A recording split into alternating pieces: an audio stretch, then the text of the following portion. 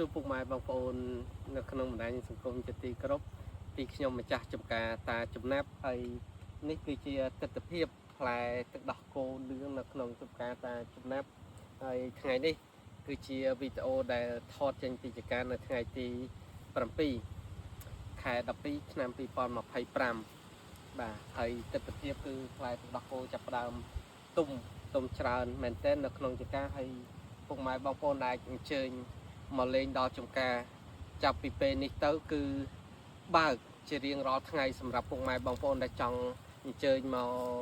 ភ្លក់ផ្លែទឹកដោះគោដល់ចំការតាចំណាប់ពីថ្ងៃច័ន្ទគៀពុធពហុសុក្រសៅរ៍អាទិត្យគឺបើករហូតចាប់ពីពេលនេះទៅពីមុនដោយសារតែពុកម៉ែបងប្អូនអញ្ជើញមកច្រើនកមែនទែនផ្លែទឹកដោះគោនៅក្នុងចំការទុំមិនតន់ឥឡូវនេះដល់វគ្គដែលផ្លែទឹកដោះគោ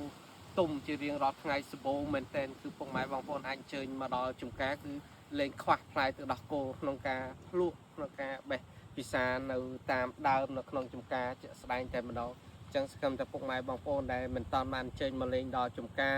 តាចំណាប់សកម្មតែពុកម៉ែបងប្អូនមានពេលទំនេរអាចអញ្ជើញមកលេងមកបេះផ្លែទឹកដោះគោនេះទស្សនវិជ្ជាជាក់ស្ដែងនៅថ្ងៃទី7 ខែ 12 អញ្ចឹងផ្លែទឹកដោះគោច្រើនណាស់ស្អែកអាចថ្ងៃច័ន្ទថ្ងៃអង្គារថ្ងៃពុធអី